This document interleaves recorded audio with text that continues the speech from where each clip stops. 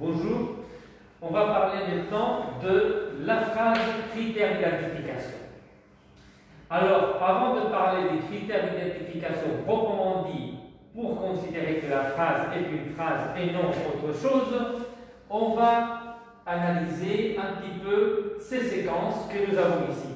S'agit-il des énoncés ou bien des phrases? Eh bien, pour cela, je vais lire les séquences que j'ai écrites. Hélas, idiot, Paul, avec le point d'exclamation d'une exclamative, donc, non au référendum.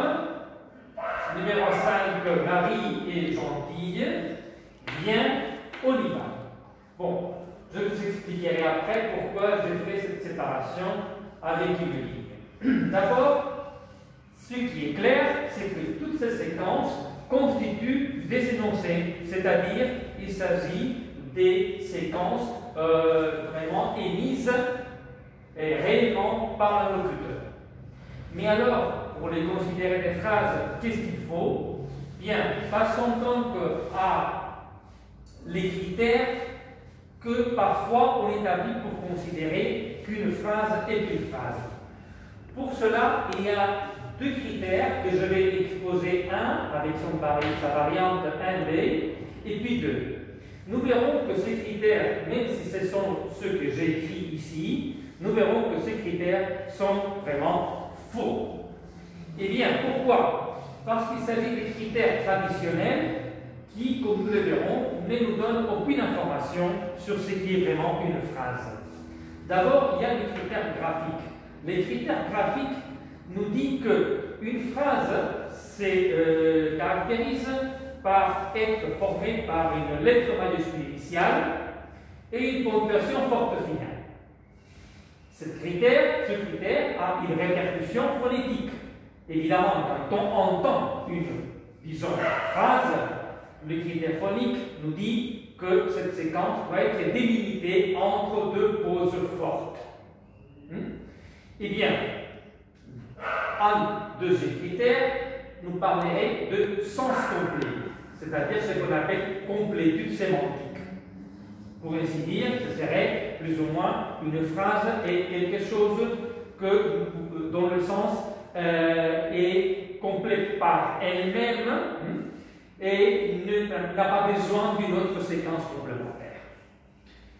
Bien, quel est le problème? Évidemment, le problème, vous pouvez déjà vous rendre compte, c'est que le critère graphique, dire qu'une phrase, c'est quelque chose qui commence par une lettre majuscule initiale et par une ponctuation forte finale, nous dit qu'un texte sans ponctuation ne contiendrait pas de phrases. Alors, que direz-vous à ça? Et si on continue avec la même argumentation, le critère phonique, la délimitation entre deux pauses, comment délimiter que je fais une pause plus longue, moins longue? Donc là non plus, nous ne pouvons pas dire que ce critère constitue un critère définitif pour dire que cela est une phrase.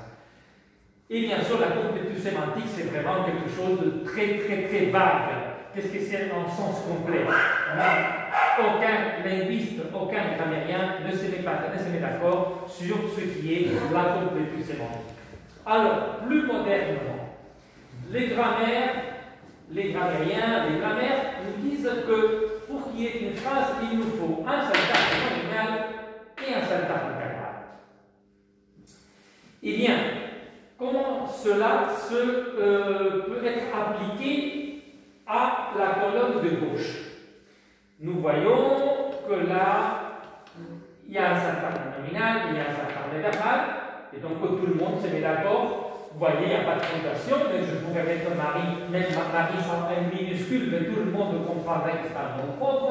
Donc là, il n'y a pas de doute, c'est une phrase. Mais là, qu'est-ce qui se passe? Il n'y a pas de syntagme nominal, il y a un syntagme verbal. Mais attention, il faut dire, il y a des phrases assertives. D'accord, on en parlera dans les modalités des phrases. Il y a des phrases exclamatives ou des phrases interrogatives. Et donc, tout le monde se mettra d'accord sur le fait que vient, c'est une phrase d'un type. de type injonctif. Nous le verrons plus tard dans un autre cours, mais c'est quand même une phrase. Conclusion. Comme nous avons vu, toutes ces séquences sont des énoncés, mais non tous les énoncés sont des phrases. Premièrement. Deuxièmement, pour qu'il y ait une phrase, il nous faut qu'il y ait un verbe. Ça, c'est fondamental. Pourquoi? S'il n'y a pas de verbe, il n'y a pas de phrase. Mais attention, si je mets un verbe comme, imaginons, un verbe comme pleurer, et je dis là à l'infinitif, cela n'est pas une phrase, c'est vraiment un verbe à l'infinitif. Alors, non seulement le verbe est important, mais il s'agit bien que ce soit un verbe conjugué. Sinon, nous sommes en présence d'un énoncé quelconque, une phrase nominale ou un autre type d'énoncé, mais non une phrase. Donc, critère 1, 2, faux, il nous faut une structure de base qui peut être explicite ou implicite avec un syntagme nominal et un syntagme verbal. Et n'oubliez pas, et vous le verrez après, que vous verrez après la principe du syntagme nominal et du syntagme verbal dans les prochains cours. Et cela exige que le syntagme verbal ait comme noyau un verbe conjugué. Sinon, il n'y a pas de phrase.